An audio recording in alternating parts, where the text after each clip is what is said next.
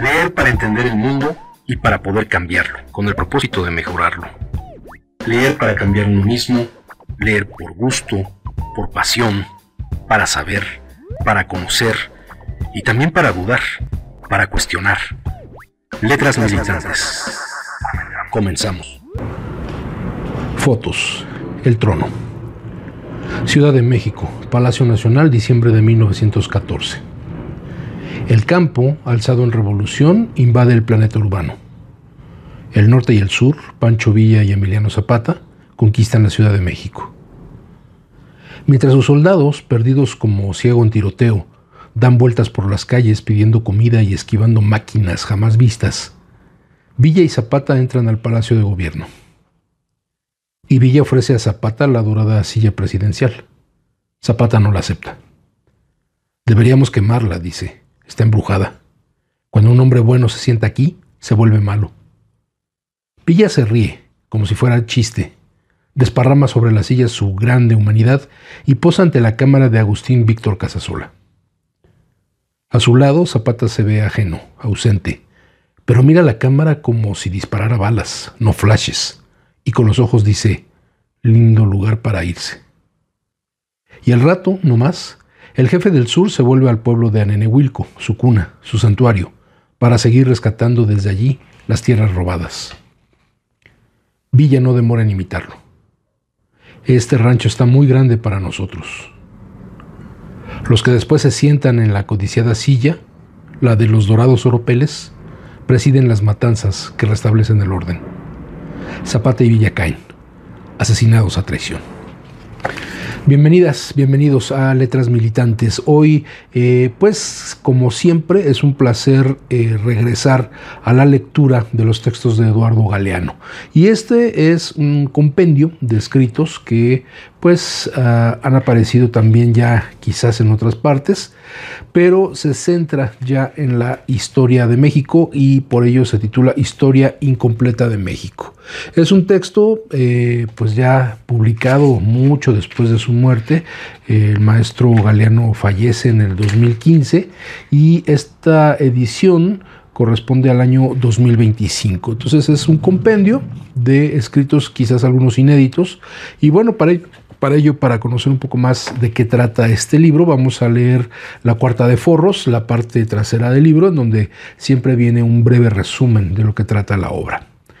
Dice, Eduardo Galeano era nuestro, era mexicano, era uruguayo, era chileno, era argentino, era paraguayo, era la sangre en nuestras venas abiertas, abarcaba el continente entero, dice en este epígrafe Elena Poniatowska. Eduardo Galeano miró a México con agudeza, profundidad, admiración, pero sobre todo con amor. Se sentía cerca de la cultura de los pueblos precolombinos y también del país actual, con sus impulsos revolucionarios y sus contradicciones. Conocía sus creaciones artísticas, sus pensadores, su política, su vida cotidiana. Este libro reúne los textos que Galeano escribió sobre México y que componen una historia fascinante del país. Con una mirada lateral, desde abajo y de cerquita, sin bajar línea, Galeano reflexiona sobre lo que hicimos y sobre cómo somos, sobre nuestros logros y nuestras derrotas. Este recorrido comienza en Mesoamérica, nos adentra en lo funesto de la conquista, muestra de cerca la vida de la Nueva España donde Sor Juana soñaba con el saber. El cura Hidalgo imparte su grito de independencia. Nace México y con esta nación sus revoluciones, ideológicas, intelectuales, artísticas. Desde la fundación de Tenochtitlán hasta los desaparecidos de Ayotzinapa, Galeano encontró en México un refugio intelectual. Cultivó amistad con muchas personas, fue cercano a Juan Rulfo, a Carlos Monsiváis, a Elena Poniatowska, entre muchos otros. Apoyó fervientemente al movimiento zapatista, viajó por toda la República Mexicana y este país tuvo un lugar muy cercano en su corazón, tal como él lo expresó.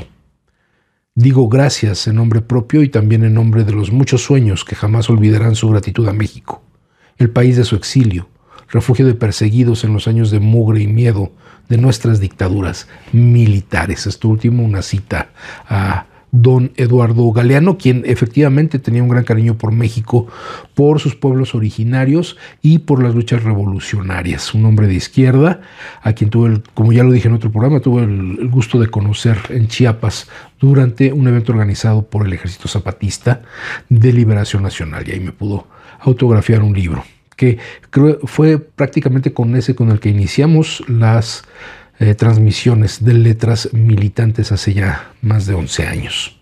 Y bueno, efectivamente este libro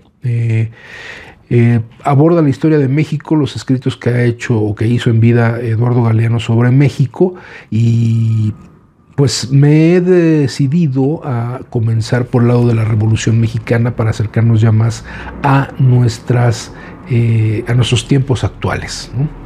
Desde un enfoque que tiene que ver con un periodista, un escritor, un ensayista, investigador, que ha dado pues un nuevo enfoque a la historia de los países de todo el mundo, porque recordemos, en otro programa muy reciente hablábamos incluso sobre la mitología griega.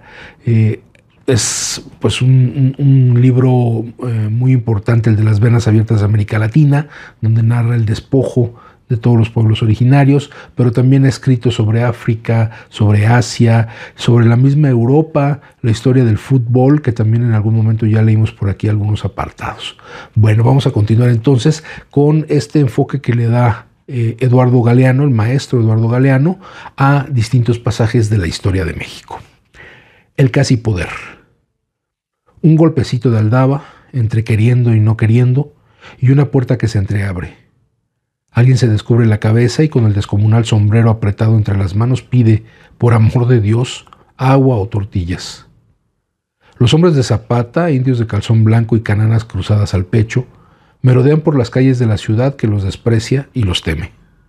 En ninguna casa los invitan a pasar. 2 por 3 se cruzan con los hombres de Villa, también extranjeros, perdidos, ciegos.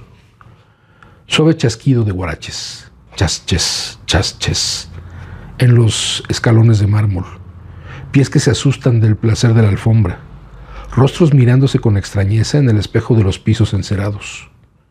Los hombres de Zapata y Villa entran al Palacio Nacional y lo recorren como pidiendo disculpas de salón en salón. Pancho Villa se sienta en el dorado sillón que fue trono de Porfirio Díaz, por ver qué se siente, y a su lado Zapata, traje muy bordado, cara de estar sin estar, contesta con murmullos las preguntas de los periodistas. Los generales campesinos han triunfado, pero no saben qué hacer con la victoria. Este rancho está muy grande para nosotros. El poder es asunto de doctores, amenazante misterio que solo pueden descifrar los ilustrados, los entendidos en alta política, los que duermen en almohadas blanditas. Cuando cae la noche, Zapata se marcha a un hotelucho, a un paso del ferrocarril que conduce a su tierra, y Villa a su tren militar. Al cabo de unos días se despiden de la Ciudad de México. Los peones de las haciendas, los indios de las comunidades, los parias del campo, han descubierto el centro del poder y por un rato lo han ocupado, como de visita, en puntas de pie, ansiosos por terminar cuanto antes esta excursión a la luna.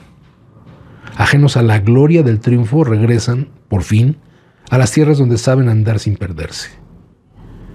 No podría imaginar mejor noticia el heredero de Huerta, el general Venustiano Carranza, cuyas descalabradas tropas se están recuperando con ayuda de los Estados Unidos.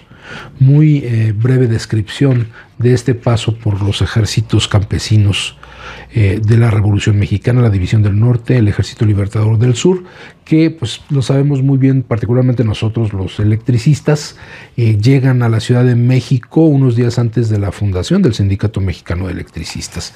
Y si bien es cierto que había un rechazo pues muy notable de ciertos sectores de la población hacia los ejércitos campesinos, hacia estos ejércitos de Zapata y Villa, esto se debía sobre todo a una campaña que se hizo en medios, como siempre, los medios al servicio del poder, que difundieron, en este caso, la prensa escrita, que era el único medio que circulaba. No existía todavía ni la radio, ni la televisión, lógicamente.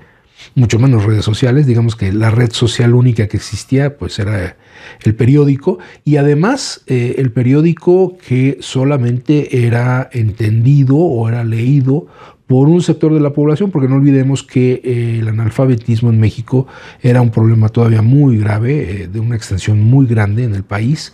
Entonces realmente eran pocos los que podían leer las noticias, los libros, lo que se fuera difundiendo, y lo que más se difundían eran sobre todo caricaturas, y estas caricaturas pues pintaban a Zapata como pues un auténtico Gengis Khan, como un depredador absoluto, y a Pancho Villa como un bandolero, y esta era la imagen, y esta es la imagen que prevalece en la mentalidad de mucha gente, aún hoy en el siglo XXI, en este proceso que les da a algunos por desacralizar la historia oficial, según ellos, para quitarle toda esa pátina de heroísmo, de mármol, de monolítico que tiene la historia oficial, que también habría que analizarla con cuidado, pero que caen en el exceso de llevar a estas figuras a la banalidad, ¿no? A la banalidad, como se lleva, por ejemplo, el papel de Porfirio Díaz, a quien hay quienes hoy en día lo quieren rescatar como un héroe de la historia de México, por las batallas que luchó contra los franceses, y porque cuando fue presidente, según esta postura que busca imponerse a veces, Porfirio Díaz hizo logró grandes beneficios para el país. Eso es lo que dice esta parte de la opinión supuestamente ilustrada, la opinión sobre todo nacida de una, como decíamos, o como dice Paco Ignacio Taibo, una narcoburguesía que poco a poco se fue haciendo del poder y que busca ahora justificar a quienes lograron explotar de manera brutal al pueblo mexicano, quizás como una manera de justificar el que su llegada al poder, como pasó con el PRI, como pasó con el PAN, como pudiera pasar con otros entes políticos, pudiera usarse como justificación para los descalabros que ellos mismos puedan cometer a nuestro país. Y entonces, bueno, pues uno se pone a pensar realmente qué pasa con esta historia de México. ¿Realmente se puede hablar de héroes y villanos, o se trata de una historia en donde todo es gris, donde no puede tomarse una postura a favor de uno u otro bando porque dan lo mismo? Pensar que un hecho como la Revolución Mexicana es un hecho banal porque representó más que nada, según la visión de estos nuevos historiadores neoliberales en su mayoría, según ellos, lo único que representó la revolución fueron millones de personas fallecidas, mexicanos contra mexicanos, o como esta visión muy reduccionista que ahora tienen algunos de que la independencia, que primero la conquista fue una pelea entre mexicanos. O sea, mexicanos contra mexicanos, cuando, México todavía no existía. Y que la independencia fue una pelea entre españoles para apropiarse del poder. Estas visiones reduccionistas requieren que hagamos una lectura profunda de textos importantes, de textos, sí, también de los que ellos mismos buscan proponer como fuente de información, los textos de Lucas Alamán, textos de muchos otros personajes que son considerados como los grandes traidores de la historia de México, que también es una aseveración un poco fuerte. Pero bueno, vale la pena hacer ese análisis, porque el hecho de desvirtuar a la historia, de quitarle toda virtud importante, toda virtud que nos conduce hacia un punto en las vidas de los mexicanos, que se generó un cierto beneficio, que se generó un cierto avance, que dejó atrás una serie de cosas que quizás o no quizás, que seguramente detenían el avance, el progreso de la población, no de los capitales, subrayemos eso, sino el crecimiento cultural, económico y en salud de la población. Bueno, pues bajo esa óptica habría que verlo, ¿no? Como lo hace en su momento don Adolfo Gili, en paz descanse, el doctor Gili, con un libro que también ya vimos aquí, que se llama La Revolución Interrumpida, y que nos dice que pues finalmente la revolución de 1910 tenía una base campesina, una base obrera, perdón, que posteriormente fue desvirtuada por estos gobiernos militares. Bueno, vamos a continuar con la lectura de Eduardo Galeano. La reforma agraria. En un antiguo molino del pueblo de Tlatizapán, Zapata instala su cuartel general. Atrincherado en su región, lejos de los señores patilludos y las damas emplumadas, lejos de la gran ciudad vistosa y tramposa, el caudillo de Morelos liquida los latifundios. Nacionaliza los ingenios azucareros y las destilerías, sin pagar un centavo, y devuelve a las comunidades las tierras robadas a lo largo de los siglos. Esto es objetivamente lo que hizo Zapata, ¿no? Entonces, esto es lo que se busca banalizar a través de estos nuevos historiadores. Renacen los pueblos libres, conciencia y memoria de las tradiciones indias, y con ellos renace la democracia local. Aquí no deciden los burócratas ni los generales, decide la comunidad discutiendo en asamblea. Queda prohibido vender tierra o alquilarla. Queda prohibida la codicia. Aquí también vale la pena hacer el paréntesis cuando habla de las democracias, que en donde decide la comunidad, las asambleas, en donde decide la comunidad, pues es un rasgo que en su momento los propios zapatistas, el propio ejército zapatista del Ejército Libertador del Sur, pudo constatar en la Ciudad de México, porque hubo este contacto con los sindicatos democráticos, en este caso con un sindicato muy, muy, muy joven que se llamaba Sindicato Mexicano de Electricistas, a quien pudieron conocer en 1915 y hubo invitados a las asambleas. De hecho, el dato que tengo es que el 1 de mayo de 1915, primera vez que marcha en el Día del Trabajo y de los Trabajadores, el Sindicato Mexicano de Electricistas va acompañado por la banda musical del Ejército Libertador del Sur. Entonces son datos para tener muy en cuenta.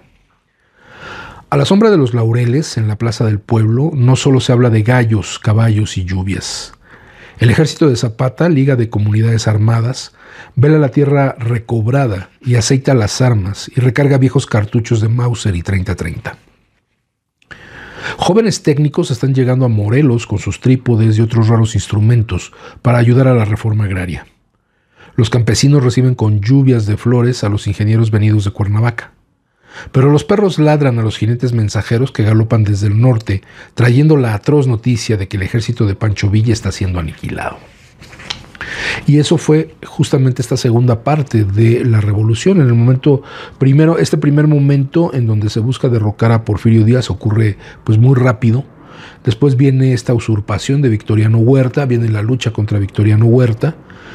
Y después, cuando Victoriano Huerta sale huyendo del país y que viene esta lucha por el poder, quien asume primero el control es Venustiano Carranza, que es un personaje de funesta memoria, como vamos a ver y como hemos visto en otras lecturas también, particularmente para los electricistas, ¿no? Porque él fue quien derrotó la huelga general de 1916 a punta de pistola, a mano armada, y que mandó al paredón a los comités de huelga, y después, bueno, afortunadamente pudieron salvarse, y nuestro propio secretario general, Ernesto Velasco, pudo conmutar su pena de cárcel y salir en 1918 en libertad. Ese fue Venustiano Carranza, al que la población dicen muchos textos históricos, la población de Necaxa le lloró cuando bajaba el cadáver después de haber sido asesinado. Pero bueno, ya llegaremos a ese punto.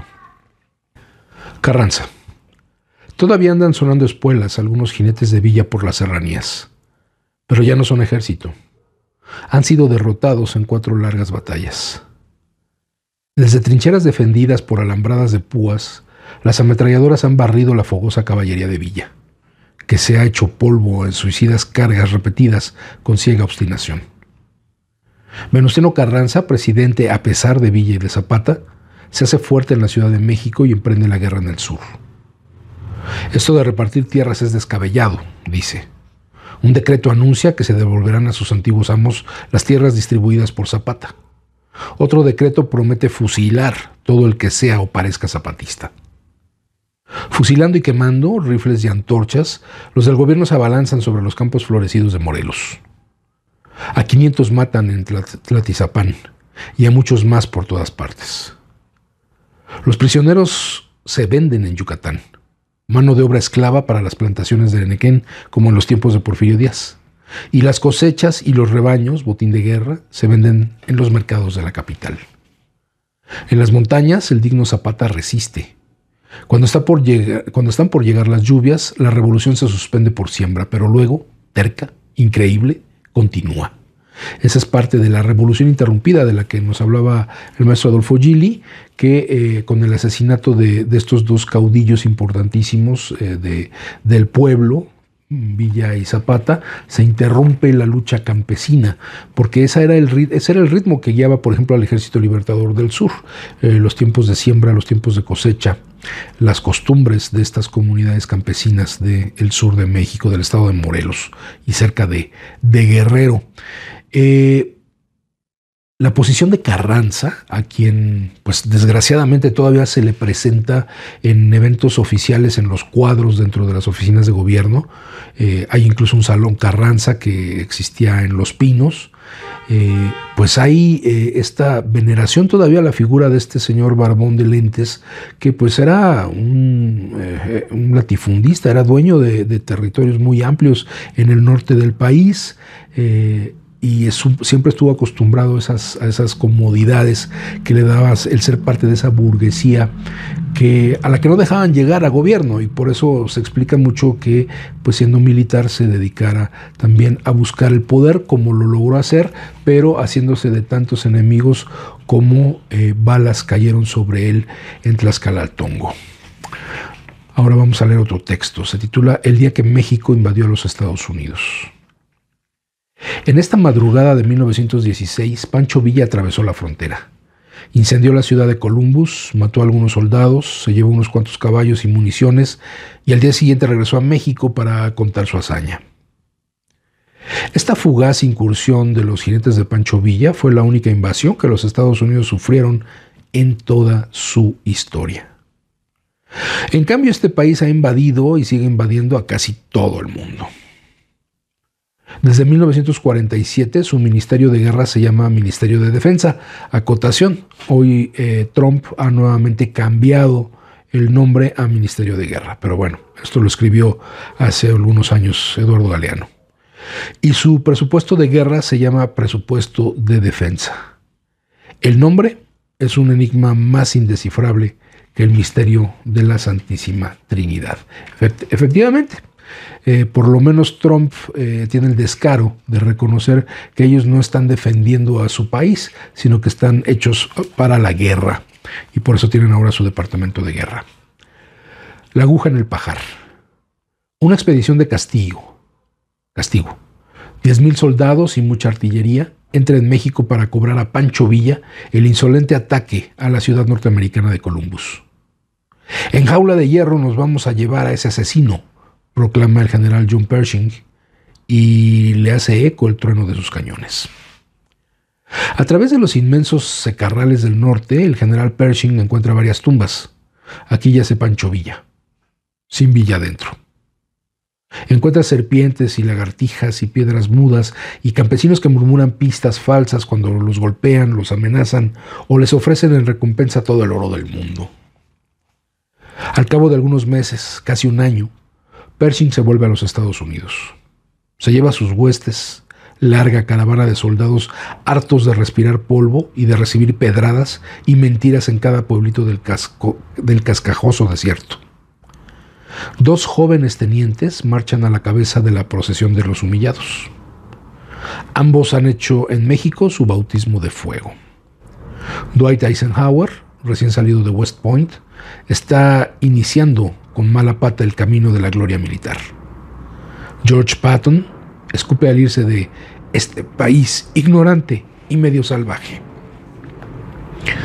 Desde la cresta de la loma, Pancho Villa contempla y comenta: vinieron como águilas y se van como gallinas mojadas. Sí, es legendaria esta incursión de Pershing, buscando cobrar la más legendaria aún incursión de Pancho Villa y de la División del Norte, o una parte de la División del Norte, en este poblado de Columbus. Un golpe al orgullo gringo que nunca se pudo curar con la cabeza de Villa como ellos querían, aunque hay leyendas de que después de muerto quienes robaron la cabeza de Villa de su tumba fueron justamente estadounidenses que querían cobrar esa venganza en contra de Pancho Villa. Y llama la atención este dato, que dos importantes militares, uno de ellos incluso presidente de los Estados Unidos llegó a ser, Dwight Eisenhower y George Patton, participaron en esta incursión estadounidense. Buenos datos que también nos da don Eduardo Galeano. Tierra arrasada, tierra viva. Los cerdos, las vacas, las gallinas, ¿son zapatistas? ¿Y los jarros y las ollas y las cazuelas?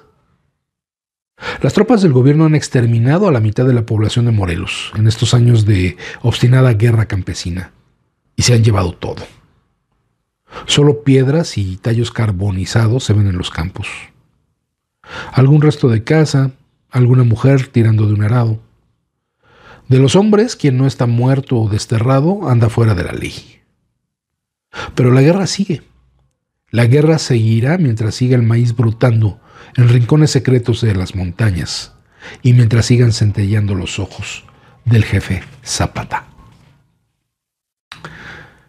Y bueno, justamente la mirada de Zapata es un símbolo poderosísimo que incluso los nuevos zapatistas, el Ejército Zapatista de Liberación Nacional, supo entender y supo aprovechar para ganarse el gusto de los pueblos originarios, el favor de los pueblos originarios. Esa mirada de Zapata, esa mirada que está cargada de sí resentimiento, porque es notable el resentimiento que se tiene hacia aquellos que explotaban al pueblo, pero tiene también algo de místico, mucho de desafiante, mucho de enigmático también, y es quizás, yo creo que esa mirada de Zapata es uno de los símbolos más poderosos del poder del pueblo. Y por ello pues, sigue estando vigente el uso de este retrato de Zapata, pero particularmente de su mirada. Y esta mirada que tiene sobre todo en las fotografías cuando están en Palacio Nacional, en aquel en la llegada de 1914, cuando llegan al Palacio Nacional, esa mirada está presente en la fotografía cuando está sentado al lado de Pancho Villa. La nueva burguesía nace mintiendo. Luchamos por la tierra, dice Zapata, y no por ilusiones que no dan de comer. Con elecciones o sin elecciones anda el pueblo rumiando amarguras. Mientras arranca la tierra a los campesinos de Morelos y les arrasa las aldeas, el presidente Carranza habla de reforma agraria. Mientras aplica el terror del Estado contra los pobres, les otorga el derecho de votar por los ricos y brinda a los analfabetos la libertad de imprenta. La nueva burguesía mexicana, hija voraz de la guerra y del saqueo, entona himnos de alabanza a la revolución mientras la engulle con cuchillo y tenedor en mesa de mantel bordado.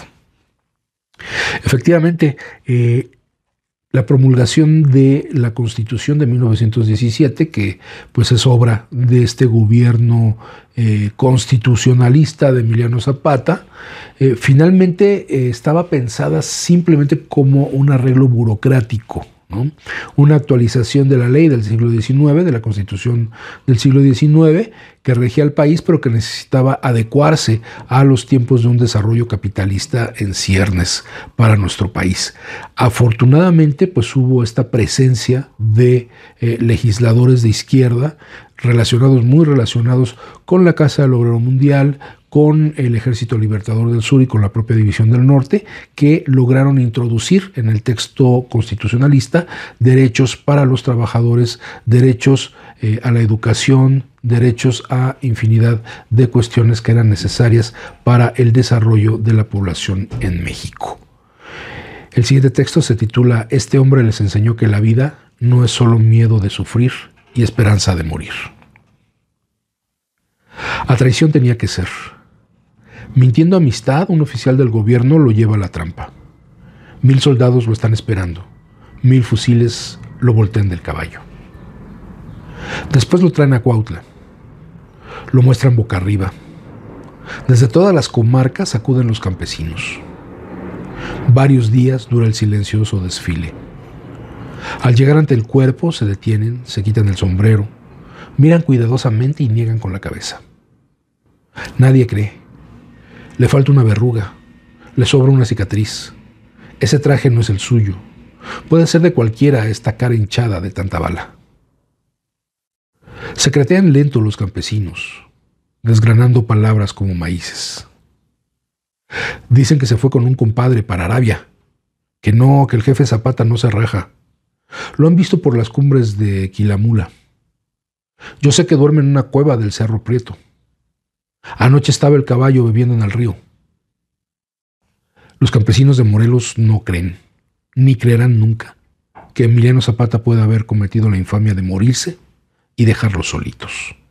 Ese es un tema también muy padre, esta negación a quedarse solos, desamparados de la imagen de uno de los caudillos más importantes que ha visto nuestro país, de los más simbólicos, de los más llenos de todos estos significados, desde los pueblos originarios, desde las creencias más antiguas, hasta, la militancia desde la izquierda, que no deja de identificarse, cuando es de verdad, con los ideales de Emiliano Zapata.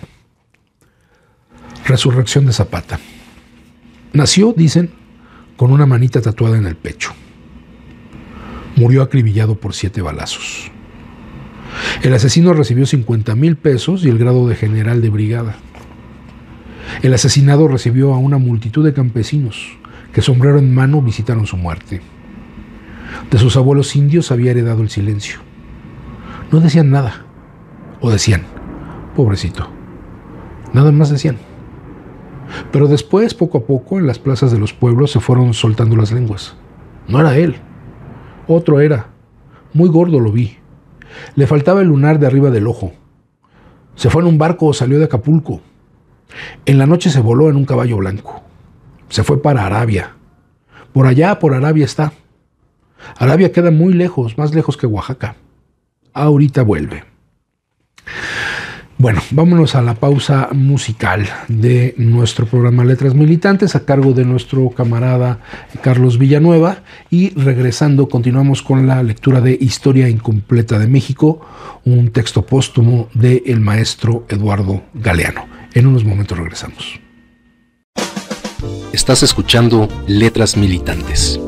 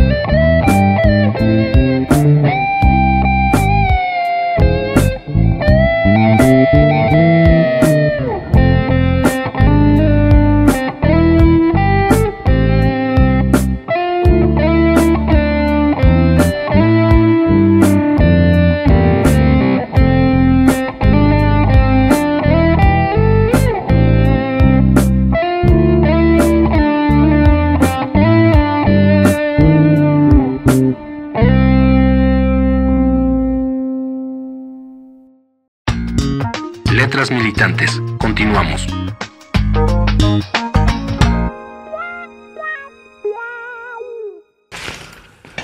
Ya estamos de vuelta en Letras Militantes con Eduardo Galeano y su Historia Incompleta de México.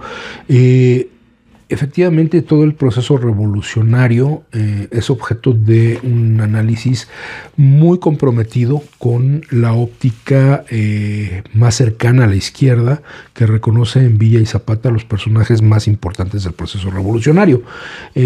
Lógicamente, pues se busca señalar los puntos en los que estos otros personajes importantes de la historia en el proceso de la Revolución en 1910, pues son tratados como héroes. Y bueno, tan es así que en el Monumento a la Revolución, en la Ciudad de México, pues en los 4 pilares que forman este monumento, que iba a ser la Cámara de Diputados, están enterrados los restos de personajes que participaron en la guerra civil de 1910, pero que estaban en bandos opuestos, y dicen que por eso tiembla tan fuerte aquí en la Ciudad de México.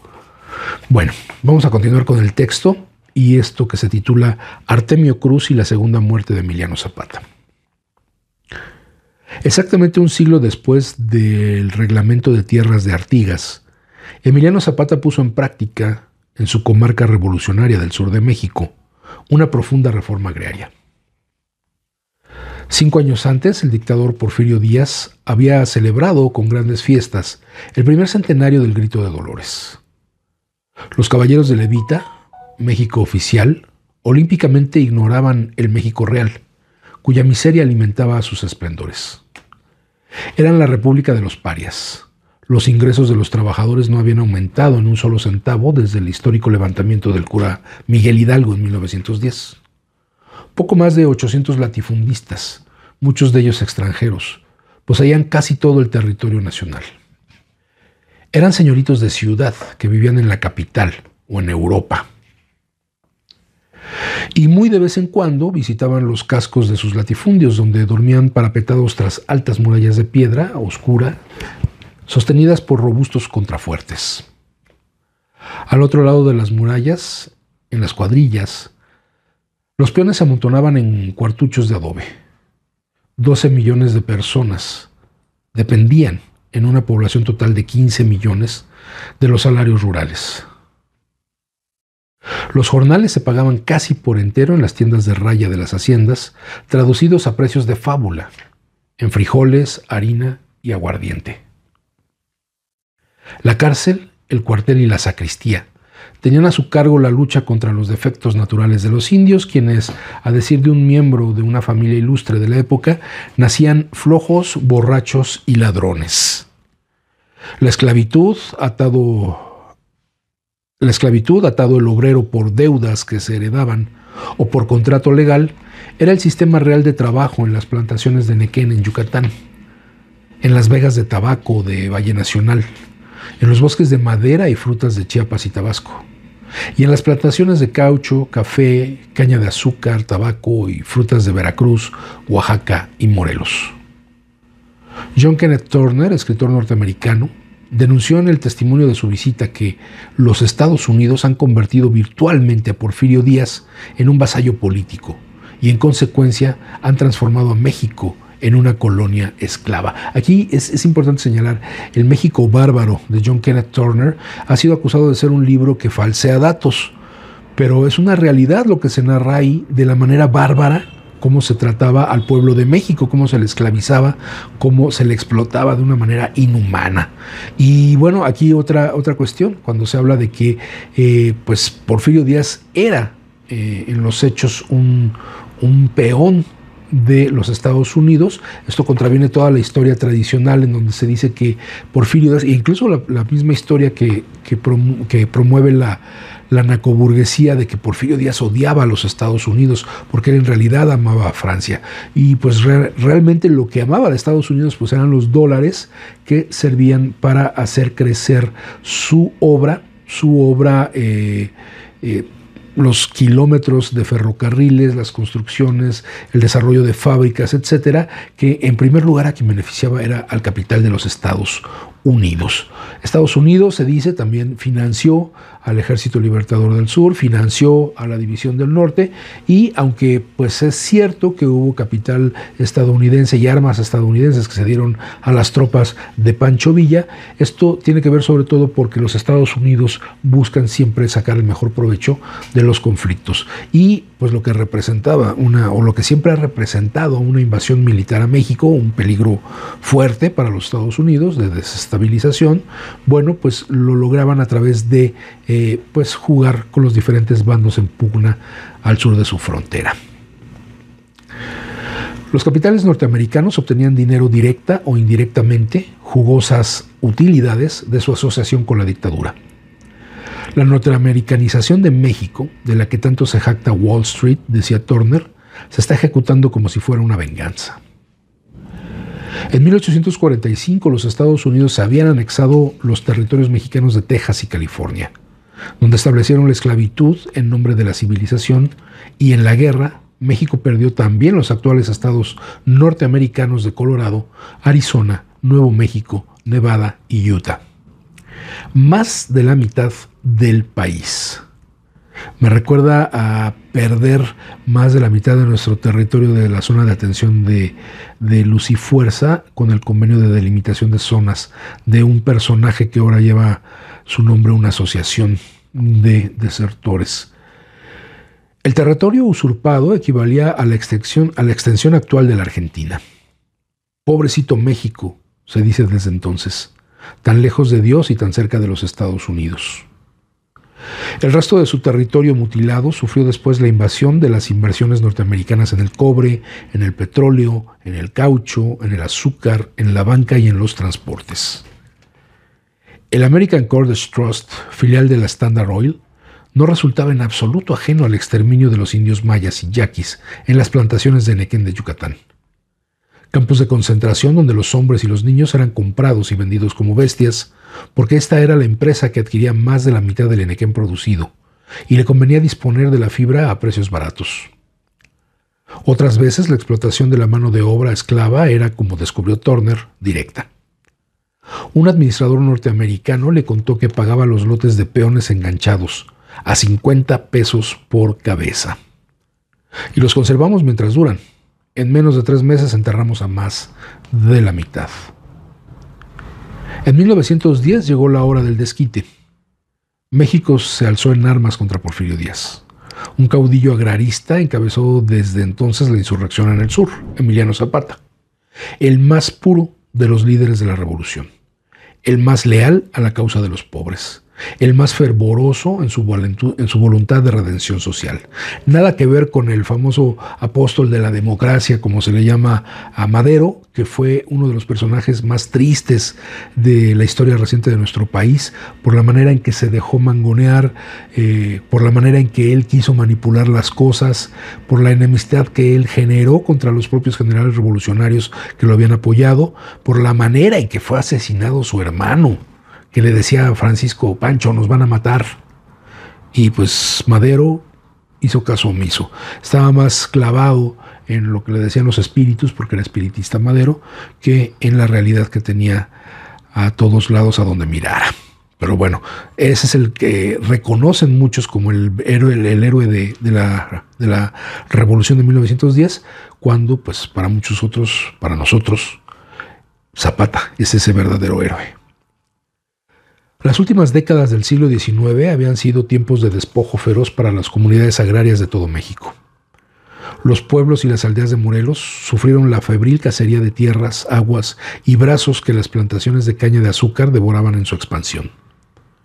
Las haciendas azucareras dominaban la vida del Estado, y su prosperidad había hecho nacer ingenios modernos, grandes destilerías y ramales ferroviarios para transportar el producto. En la comunidad de Anenehuilco, donde vivía Zapata y a la que en cuerpo y alma pertenecía, los campesinos indígenas despojados reivindicaban 7 siglos de trabajo continuo sobre su suelo. Estaban allí desde antes de que llegara Hernán Cortés. Los que se quejaban en voz alta marchaban a los campos de trabajo forzado en Yucatán. Como en todo el estado de Morelos, cuyas tierras buenas estaban en manos de 17 propietarios, los trabajadores vivían mucho peor que los caballos de polo que los latifundistas mimaban en sus establos de lujo. Una ley de 1909 determinó que nuevas tierras fueran arrebatadas a sus legítimos dueños y puso al rojo vivo las ya ardientes contradicciones sociales. Emiliano Zapata, el jinete parco en palabras, famoso porque era el mejor domador del Estado y unánimemente respetado por su honestidad y su coraje, se hizo guerrillero. Pegados a la cola del caballo del jefe Zapata, los hombres del sur formaron rápidamente un ejército libertador. Cayó Díaz y Francisco Madero, en ancas de la revolución, llegó al gobierno. Las promesas de reforma agraria no demoraron en disolverse en una nebulosa institucionalista. El día de su matrimonio, Zapata tuvo que interrumpir la fiesta.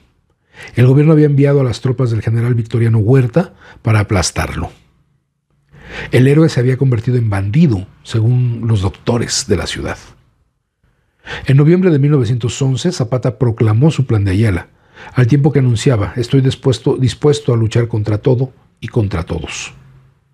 El plan advertía que la inmensa mayoría de los pueblos y ciudadanos mexicanos no son más dueños que del terreno que pisan, y propugnaba la nacionalización total de los bienes de los enemigos de la revolución, la devolución a sus legítimos propietarios de las tierras usurpadas por la avalancha latifundista y la expropiación de una tercera parte de las tierras de los hacendados restantes. El plan de Ayala se convirtió en un imán irresistible que atraía a millares y millares de campesinos a las filas del caudillo agrarista. Zapata denunciaba la infame pretensión de reducirlo todo a un simple cambio de personas en el gobierno. La revolución no se hacía para eso. Cerca de 10 años duró la lucha. Contra Díaz, contra Madero, luego contra Huerta, el asesino, y más tarde contra Venustiano Carranza. El largo tiempo de la guerra fue también un periodo de intervenciones norteamericanas continuas. Los Marines tuvieron a su cargo 2 desembarcos y varios bombardeos. Los agentes diplomáticos urdieron conjuras políticas diversas y el embajador Henry Lane Wilson organizó con éxito el crimen del presidente Madero y su vicepresidente. Los cambios sucesivos en el poder no alteraban, en todo caso, la furia de las agresiones contra Zapata y sus fuerzas, porque ellas eran la expresión no enmascarada de la lucha de clases en lo hondo de la Revolución Nacional. El peligro real. Los gobiernos y los diarios bramaban contra las hordas vandálicas del gobierno del general de Morelos. Poderosos ejércitos fueron enviados, uno tras otro, contra Zapata. Los incendios, las matanzas, la devastación de los pueblos resultaron una y otra vez inútiles. Hombres, mujeres y niños morían fusilados o ahorcados como espías zapatistas. Y a las carnicerías seguían los anuncios de victoria. La limpieza ha sido un éxito. Pero al poco tiempo volvían a encenderse las hogueras en los trashumantes campamentos revolucionarios de las montañas del sur. En varias oportunidades, las fuerzas de Zapata contraatacaban con éxito hasta los suburbios de la capital. Después de la caída del régimen de Huerta, Emiliano Zapata y Pancho Villa, el Atila del Sur y el Centauro del Norte, entraron en Ciudad de México a paso de vencedores y fugazmente compartieron el poder. A fines de 1914 se abrió un breve ciclo de paz que permitió a Zapata poner en práctica, en Morelos, una reforma agraria aún más radical que la que anunciaba en el plan de Ayala. El fundador del Partido Socialista y algunos militantes anarcosindicalistas influyeron mucho en este proceso. Radicalizaron la ideología del líder del movimiento sin herir sus raíces tradicionales y le proporcionaron una imprescindible capacidad de organización. La reforma agraria se proponía destruir de raíz y para siempre el injusto monopolio de la tierra, para realizar un Estado social que garantice plenamente el derecho natural que todo hombre tiene sobre la extensión de tierra necesaria a su propia subsistencia y la de su familia. Se restituían las tierras a las comunidades e individuos despojados a partir de la Ley de Desamortización de 1856. Se fijaban límites máximos a los terrenos según el clima y la calidad natural, y se declaraban de propiedad nacional los predios de los enemigos de la revolución. Esta última disposición política tenía, como la reforma agraria de Artigas, un claro sentido económico. Los enemigos eran los latifundistas. Se formaron escuelas de técnicos, fábricas de herramientas y un banco de crédito rural. Se nacionalizaron los ingenios y las destilerías que se convirtieron en servicios públicos. Un sistema de democracias locales colocaba en manos del pueblo las fuentes del poder político y el sustento económico. Nacían y se difundían las escuelas zapatistas.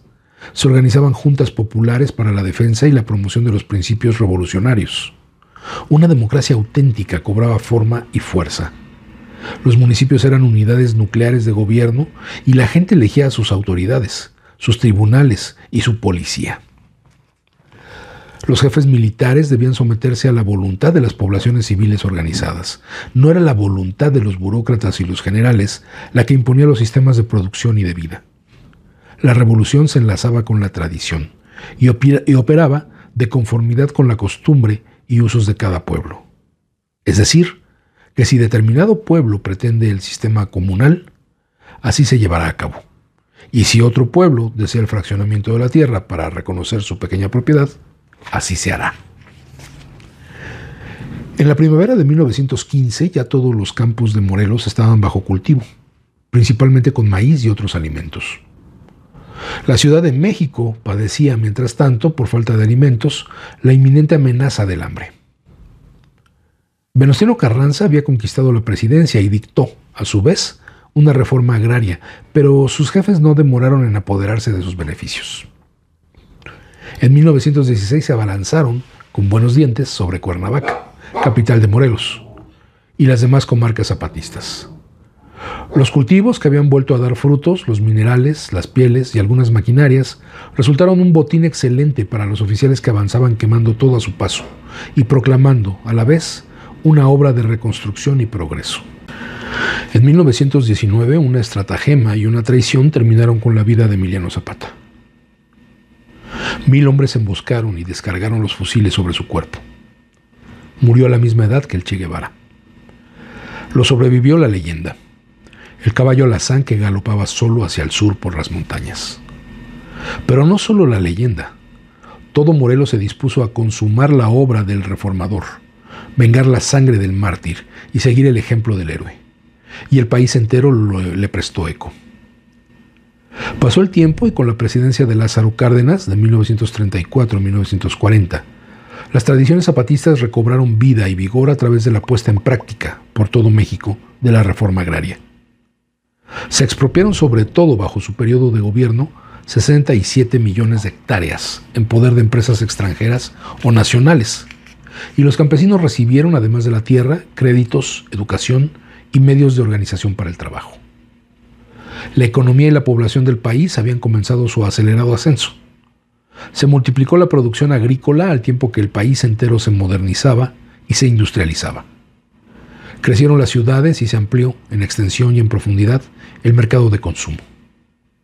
Pero el nacionalismo mexicano no derivó al socialismo, y en consecuencia, como ha ocurrido en otros países que tampoco dieron el salto decisivo, no realizó cabalmente sus objetivos de independencia económica y justicia social. 1 millón de muertos había tributado su sangre en los largos años de revolución y guerra.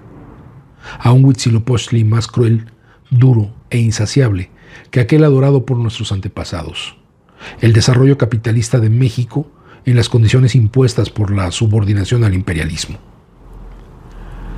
Diversos estudiosos han investigado los signos del deterioro de las viejas banderas. Edmundo Flores afirma en una publicación reciente que actualmente el 60% de la población total de México tiene un ingreso menor de $120 al año y pasa hambre. 8 millones de mexicanos no consumen prácticamente otra cosa que frijoles, tortillas de maíz y chile picante.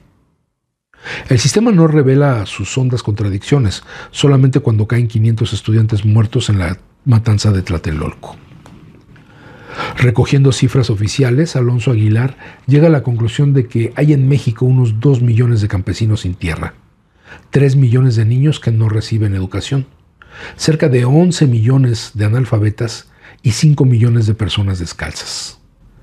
La propiedad colectiva de los ejidatarios se pulveriza continuamente, y junto con la multiplicación de los minifundios, que se fragmentan a sí mismo, Ha hecho su aparición un latifundismo de nuevo cuño y una nueva burguesía agraria dedicada a la agricultura comercial en gran escala.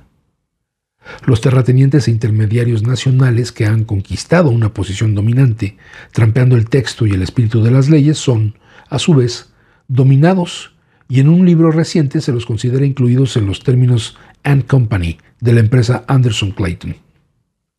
En el mismo libro, el hijo de Lázaro Cárdenas dice que los latifundios simulados se han constituido preferentemente en las tierras de mejor calidad, en las más productivas.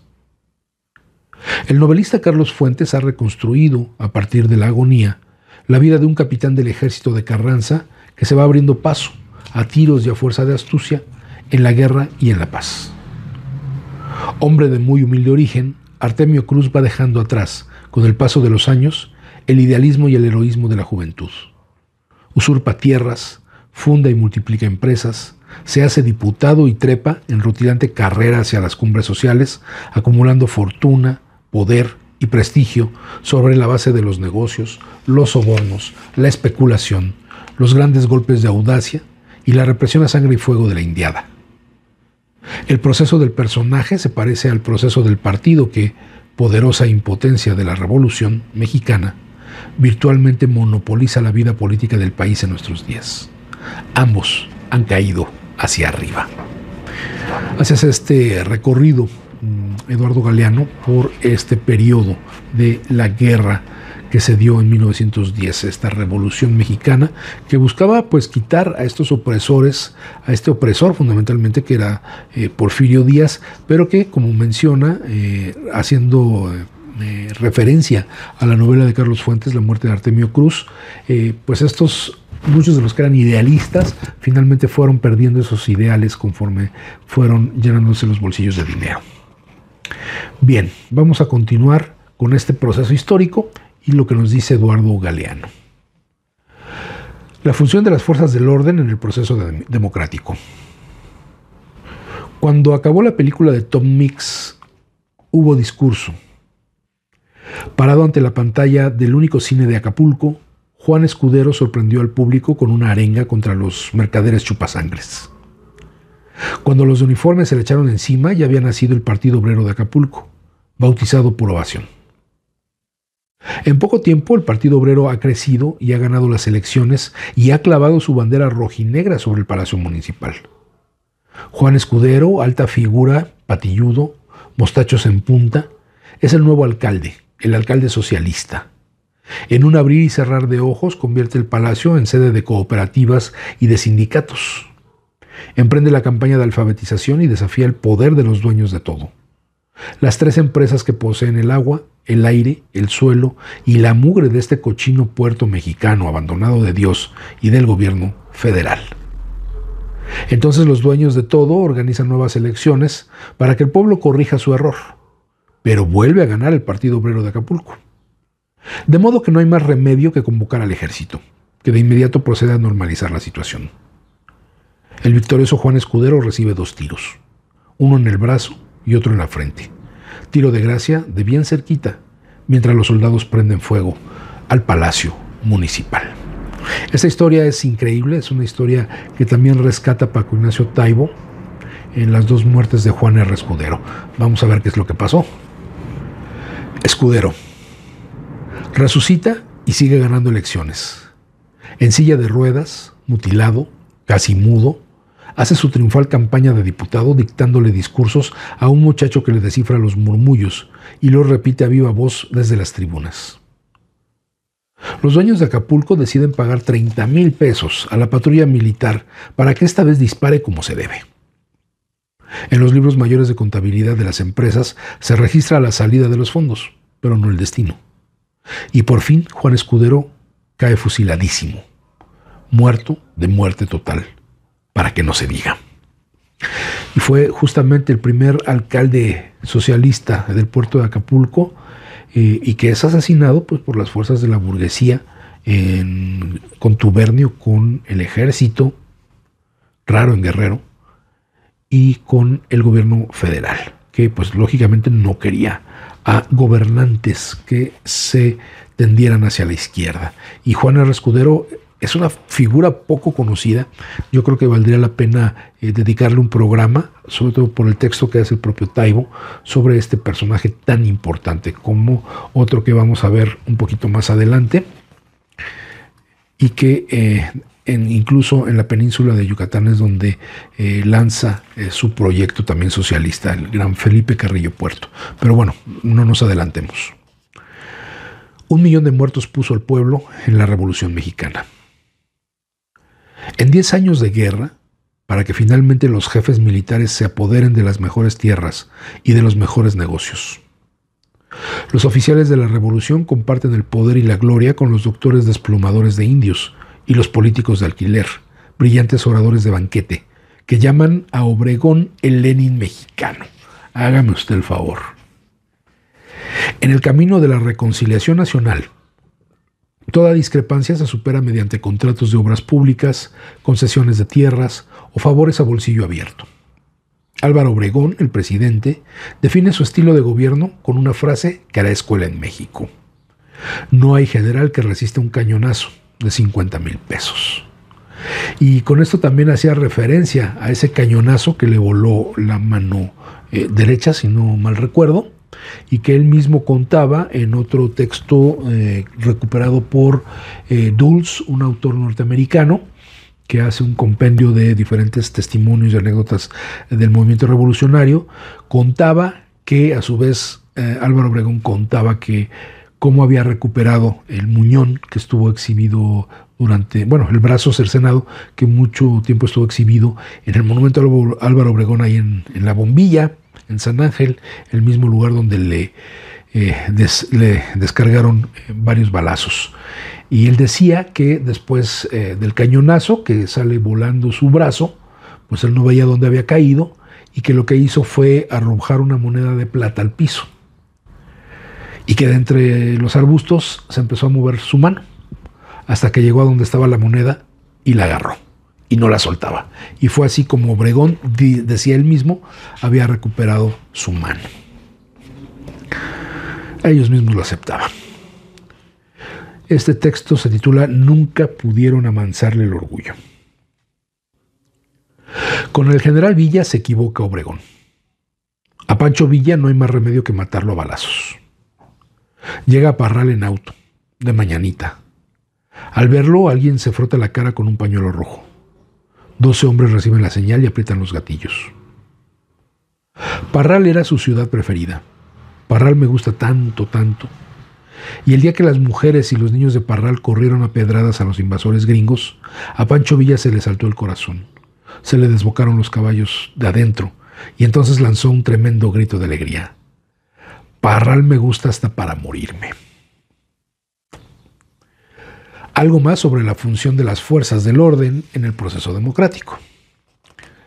Felipe Carrillo Puerto, también invulnerable al cañón con que Obregón dispara pesos, enfrenta al pelotón de fusilamiento una húmeda madrugada de enero. ¿Quiere un confesor? No soy católico. ¿Y un notario? No tengo nada que dejar.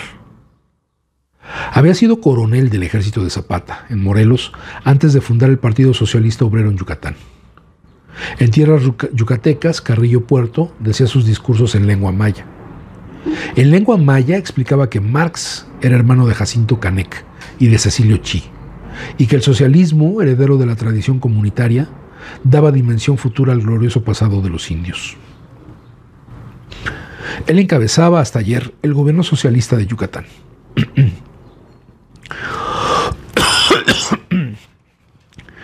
Infinitos fraudes,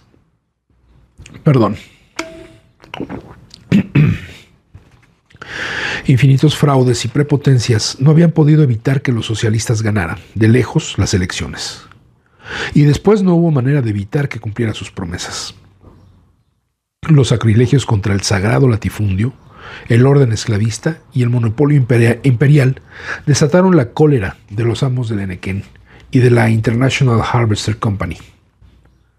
Por su parte, el arzobispo sufría violentas convulsiones de ira ante la enseñanza laica, el amor libre y los bautismos rojos, así llamados porque los niños recibían su nombre sobre un colchón de flores rojas, y con su nombre recibían los votos por una larga militancia socialista. Así que hubo que llamar al ejército para que acabara con tanto escándalo. El fusilamiento de Felipe Carrillo Puerto repite la historia de Juan Escudero en Acapulco. Un par de años ha durado el gobierno de los humillados en Yucatán. Los humillados tenían el gobierno y las armas de la razón. Los humilladores no tenían el gobierno, pero tenían la razón de las armas. Y como en todo México, a muerte se juega la suerte. Sí, ese fue el triste destino de estos personajes tan interesantes como Juan Escudero y Felipe Carrillo Puerto. Obregón. Que se callen, mandó el general Álvaro Obregón. Y los perros ladraron más. Que les den de comer, mandó el general. Y los perros no hicieron caso de la comida y siguieron el alboroto. Échenles carne fresca. Y tampoco la carne fresca hizo callar a los perros. Y fueron golpeados, pero continuó el clamor de la jauría. Yo sé lo que quieren, dijo entonces, resignado, Obregón. Esto ocurrió el 17 de mayo. Y el 9 de julio, en Culiacán, estaba Obregón bebiendo un refresco de tamarindo a la sombra de los portales, cuando sonaron las campanas de la catedral y Chuy Andrade, poeta, borracho, le dijo: Mocho, tocan por ti. Y al día siguiente, en Escuinapa, después de un festín de tamales barbudos de camarón, estaba Obregón subiendo al tren cuando Elisa Beben, buena amiga, le apretó el brazo y le pidió con su voz rasposa: No te vayas, te van a matar. Pero Obregón entró en el tren y vino a la capital. Obregón había sabido abrirse camino a tiros y sombrerazos en los tiempos en que zumaban las balas como avispas. Y había sido matador de matadores y vencedor de vencedores. Y había conquistado poder y gloria y dinero sin perder más que la mano que Pancho Villa le voló. De modo que no iba a andarse con vueltas, ahora que sabía que se le estaba acabando los días de vida. Siguió como si nada, pero triste. Había perdido, al fin y al cabo, su única inocencia, la dicha de ignorar su propia muerte. Hoy, 17 de julio de 1928, 2 meses después de que los perros ladraran en Nainari, un fanático de Cristo Rey mata al reelecto presidente Álvaro Obregón en un restaurante de la Ciudad de México. Bien, y con esto llegamos al final de esta emisión de Letras Militantes. Nos deja con ganas de seguir leyendo muchos más pasajes de la historia. Muy, muy recomendable para todo aquel que le guste esta óptica y que además son textos muy cortitos que pueden degustarse muy, muy sabroso, que nos dejan ese sabor semi-amargo o un sabor entre dulce y amargo, porque conocemos cuál es la historia de nuestro país y sabemos que ha estado cambiando y que el cambio ha costado mucho. Y sobre todo a nosotros, los trabajadores, sobre todo a nosotros, los electricistas, en estos últimos 16 años, nos ha costado mucho trabajo salir adelante. Pero si algo nos demuestran este tipo de textos es que la lucha no se acaba, la lucha tiene que continuar. El cambio tiene que llegar en algún momento y no es solamente el cambio en la presidencia de la República. Tienen que cambiar muchas cosas, tiene que cambiar nuestra mentalidad. Tenemos que pensar en colectividad y no solo por los intereses individuales. Bueno, pues eso es todo por esta ocasión. Agradezco a mis compañeras y compañeros de Radio ESME su apoyo para la realización, producción, difusión de este programa y pues nos vemos por aquí la próxima semana en Letras Militantes. Que tengan una excelente semana. Decía Samuel Smiles, el libro es una voz viviente, es una inteligencia que nos habla y que escuchamos. Acompáñanos en la próxima emisión de Letras Militantes, a través de Radio ESME, donde a los libros les damos la palabra.